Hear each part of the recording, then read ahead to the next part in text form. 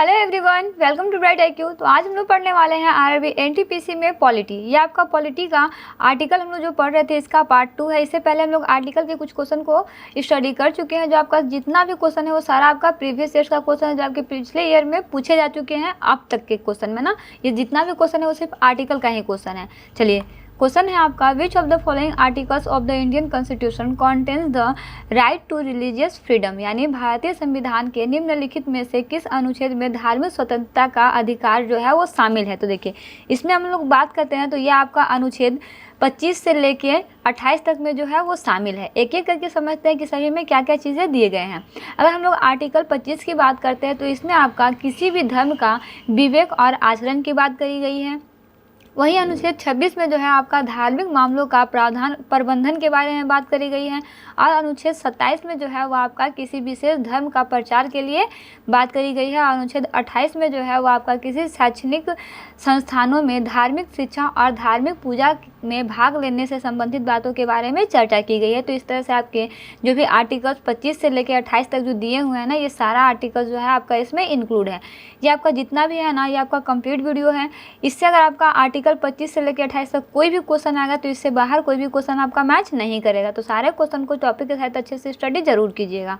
चलिए आगे बढ़ते हैं। इसका नेक्स्ट क्वेश्चन देखते हैं जो है आपका कि which of the Indian constitution abolishes untouchability, यानी भारतीय संविधान का कौन सा अनुच्छेद अस्पृश्यता को समाप्त करता है। तो जी हाँ, वो आपका आर्टिकल 17 है। आर्टिकल 17 में जो है वो आपका अस्पृश्यता की बात जो है वो करी गई है। अगर हम लोग बात करते हैं आर्टिकल 18 की, तो आर्टिकल 18 में जो है वो आपका एवोल्यूशन ऑफ टाइटल के बारे में बात करी गई है। आर्टिकल 15 में जो है वो आपका डिस्क्रिमिनेशन यानी भेदभाव की बात करी गई है। और आर्टिकल 14 में जो है वो आपका समानता के अधिकार के बारे में बात करी गई है। चलिए आगे बढ़ते हैं। इसका नेक्स्ट क्वेश्चन है आपके पास कि article 19 to 22 of the Indian constitution deals with which of the following fundamental rights, यानी भारतीय संविधान का अनुच्छेद 19 से लेके 22 तक निम्नलिखित में से किस मौलिक अधिकार से संबंधित है। तो जी हाँ, इसमें आप याद रखिएगा कि आपका जो है ना वो आपका स्वतंत्रता के अधिकार से संबंधित है। चलिए एक एक करके इसमें भी समझते हैं कि आपका 19 से लेके 22 तक में क्या क्या चीज़ों को रखा गया है स्वतंत्रता के अधिकार के अंदर। तो देखिए, इसमें आपका क्या है, राइट टू फ्रीडम आर्टिकल्स 19 से लेकर 22 तक दिया हुआ है। फर्स्ट आर्टिकल 19 में जो है वो आपका स्वतंत्रता के अधिकार के बारे में बात करी गई है, जिसमें आपका 6 अधिकार जो है इसमें निहित है। वहीं आर्टिकल 20 की बात करते हैं तो इसमें आपका अपराधों के लिए दोष सिद्धि से के संबंध में जो है वो संरक्षण के बारे में बात करी गई है। आर्टिकल 21 में जीवन और व्यक्तिगत स्वतंत्रता का संरक्षण के बारे में बात करी गई है। आर्टिकल 21A में जो है आपका शिक्षा का मौलिक अधिकार के बारे में बात करी गई है। और आर्टिकल 22 में जो है ना आपका कुछ मामलों में गिरफ्तारी और हिरासत से संरक्षण के बारे में बात जो है वो करी गई है। ये सारा आप याद रखिएगा, ये आपका एग्जाम पॉइंट ऑफ व्यू से बहुत ही इंपॉर्टेंट हो सकता है। चलिए आगे बढ़ते हैं। इसका नेक्स्ट क्वेश्चन है आपके पास, the constitution of India provides for an finance commission under the article, यानी भारत का संविधान अनुच्छेद डैश के तहत एक वित्त आयोग का प्रावधान जो है वो करता है। तो जी हाँ, अगर हम लोग वित्त आयोग की बात करते हैं तो आ जाइए आर्टिकल 280 में। आर्टिकल 280 जो है ना वो आपका वित्त आयोग के प्रावधान के बारे में जो है वो बात करता है।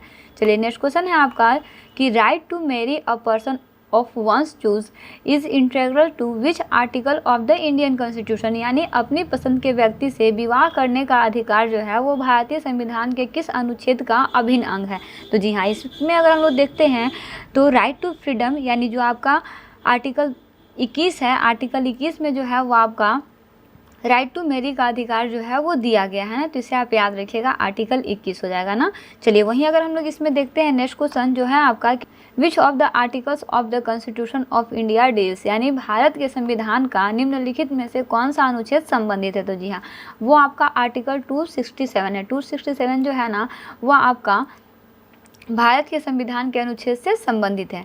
चलिए आगे बढ़ते हैं। इसका नेक्स्ट क्वेश्चन देखते हैं जो है आपका कि which of the following articles of the constitution of India gives the definition of state. इसे हम लोग पहले भी पढ़ चुके हैं कि भारतीय संविधान के निम्न में से कौन सा अनुच्छेद जो है वो राज्य की परिभाषा का बात करता है। देखिए, इसे हम लोग पढ़े नहीं है, जैसा कि मैं आपको पहले भी बताई थी। जब इससे पहले मैं पार्ट 1 में जो क्वेश्चन को स्टडी करे थे तो उसमें मैं आपको आर्टिकल 12 के बारे में चर्चा नहीं की थी। तो जी हाँ, इसका आपका करेक्ट आंसर जो है ना वो आपका आर्टिकल 12 हो जाएगा। आर्टिकल 12 में जो है ना वो आपका राज्य की परिभाषा की बात जो है वो करी गई है, यानी ऑप्शन डी जो है इसका करेक्ट आंसर हो जाएगा। चलिए इसका नेक्स्ट क्वेश्चन है आपके पास कि national commission for scheduled tribes is related to which article, यानी राष्ट्रीय अनुसूचित जनजाति आयोग है किस लेख से संबंधित है। तो जी हाँ, ये आपका जिस लेख से संबंधित है ना वो आपका हो जाएगा आर्टिकल 338B। आर्टिकल 338B जो है ना वो आपका राष्ट्रीय अनुसूचित जनजाति आयोग से संबंधित है। चलिए आगे बढ़ते हैं, इसका नेक्स्ट क्वेश्चन देखते हैं जो है आपका कि which article is related to power of high court to issue certain writs, यानी कौन सा अनुच्छेद उच्च न्यायालय की रिट जारी करने की शक्ति से संबंधित है। तो जी हाँ, इसे हम लोग पहले भी पढ़ चुके हैं और बहुत अच्छे से पढ़े हैं, सारे डेफिनेशन के साथ हम लोग पढ़े हैं, जिसका लिंक जो है वो डिस्क्रिप्शन बॉक्स में दिया हुआ है। वहाँ से क्या बेसिक कॉन्सेप्ट के साथ सारे क्वेश्चन को अच्छे से स्टडी कर सकते हैं। जो आपका रिपीटेड क्वेश्चन है तो देखिए इसका करेक्ट आंसर क्या हो जाएगा। तो जी हाँ, वो हो जाएगा आपका आर्टिकल 226। आर्टिकल 226 जो है वो आपका उच्च न्यायालय की रिट जारी करने की शक्ति से संबंधित है। वहीं इसका नेक्स्ट क्वेश्चन है आपके पास कि which article of Indian constitution defines the money bill, यानी भारतीय संविधान का कौन सा अनुच्छेद धन विधेयक परिभाषित करता है। तो जी हाँ, अगर हम धन विधेयक की बात करते हैं तो इसके लिए आप याद रखिएगा कि वो आपका आर्टिकल 110 है। आर्टिकल 110 के अंदर जो है वो आपका धन विधेयक परिभाषित करने की बात जो है वो करी गई है।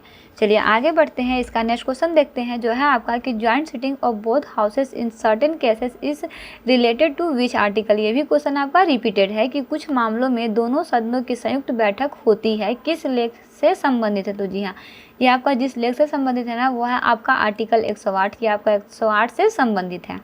चलिए आगे बढ़ते हैं, इसका नेक्स्ट क्वेश्चन है आपके पास कि under which article of the constitution of India the executive power of the union is vested in the president, यानी भारत के संविधान के किस अनुच्छेद के तहत संघ की कार्यकारी शक्ति राष्ट्रपति में निहित है। तो जी हाँ, अगर हम लोग इसकी बात करते हैं तो इसमें याद रखिएगा कि वो है आपका आर्टिकल 53। आर्टिकल 53 में जो है ना वो आपका इसकी कार्यकारी शक्ति राष्ट्रपति में निहित है, इसकी बात जो है वो करी गई है। तो आर्टिकल 53 जो है इसका करेक्ट आंसर हो जाएगा। इससे पहले हम लोग आर्टिकल 54, आर्टिकल 55, आर्टिकल 56 के साथ साथ आर्टिकल 62 तक को अच्छे से स्टडी किया है कि इनमें क्या क्या चीज़ें जो है वो आपका निहित है। अगर अभी तक आपने उस वीडियो को स्टडी नहीं किया है तो लिंक डिस्क्रिप्शन बॉक्स में दिया हुआ है, वहाँ से आके इस वीडियो को जरूर से स्टडी कीजिए, क्योंकि इसमें जो मैं आपको क्वेश्चन नहीं बताई हूँ जैसे आर्टिकल 9 हो गया, आर्टिकल 10 हो गया, ये सब आर्टिकल्स के बारे में आपको नहीं बता रही हूँ, इन सारे आर्टिकल्स के बारे में उसमें अच्छे से डिफाइन किया हुआ है। चलिए आगे बढ़ते हैं, इसका नेक्स्ट क्वेश्चन देखते हैं जो है आपका the president of India has the power of pardoning under, यानी भारत के राष्ट्रपति के पास डैश के तहत क्षमा करने का अधिकार जो है या फिर क्षमा करने की शक्ति जो है वो दिया जाता है। तो जी हाँ, इसे भी ये भी क्वेश्चन आपका रिपीटेड, जिसे हम लोग बहुत अच्छे से जो है वो स्टडी किए हैं, तो वह है आपका आर्टिकल 74। आर्टिकल 74 के अंदर जो है वो राष्ट्रपति किसी भी व्यक्ति को क्षमादान जो है वो कर सकता है ना। इससे पहले हम लोग आर्टिकल 72, आर्टिकल 73, आर्टिकल 76 इन सभी आर्टिकल्स के बारे में डिटेल्स में स्टडी कर चुके हैं। चलिए इसका नेक्स्ट क्वेश्चन और लास्ट क्वेश्चन है आपके पास the president of India can be impeached for violation of the constitution under which article, यानी भारत के राष्ट्रपति पर संविधान के उल्लंघन के लिए किस अनुच्छेद के तहत महाभियोग चलाया जा सकता है। तो जी हाँ, इसमें आप याद रखिएगा क्वेश्चन आपका बहुत इंपॉर्टेंट है कि वो है आपका आर्टिकल 61। आर्टिकल 61 के तहत जो है वो आप ऐसा कर सकते हैं या फिर ऐसा किया जा सकता है ना। चलिए इस तरह से बेसिकली हम लोग पॉलिटी के अंदर जितने भी आर्टिकल्स से अभी तक क्वेश्चन पूछे गए थे आपके आरआरबी के एग्जाम में, उन सारे क्वेश्चन को हम लोग स्टडी कर चुके हैं। यह आपका आर्टिकल से रिलेटेड कंप्लीट वीडियो है। इसमें हम लोग सिर्फ क्वेश्चन ही नहीं बल्कि क्वेश्चन में जितने भी कॉन्सेप्ट दिए हुए हैं सारे कॉन्सेप्ट को हम लोग स्टडी किए हैं।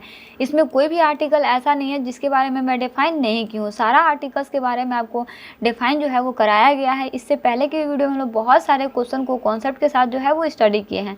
सारा का लिंक जो है वो आपका टेलीग्राम चैनल पे मिल जाएगा, वहाँ जाके आप टेलीग्राम चैनल से भी जो है ना वो सारे के PDF को डाउनलोड करके स्टडी कर सकते हैं। तो सारे क्वेश्चन को कॉन्सेप्ट के साथ स्टडी करते रहिए, हम लोग टॉपिक वाइज सारे क्वेश्चन को कवर अप करने वाले हैं। तो मिलते हैं नेक्स्ट वीडियो में एक इंपॉर्टेंट पार्ट, एक इंपॉर्टेंट टॉपिक के साथ। Thanks for watching, like share and subscribe bright IQ।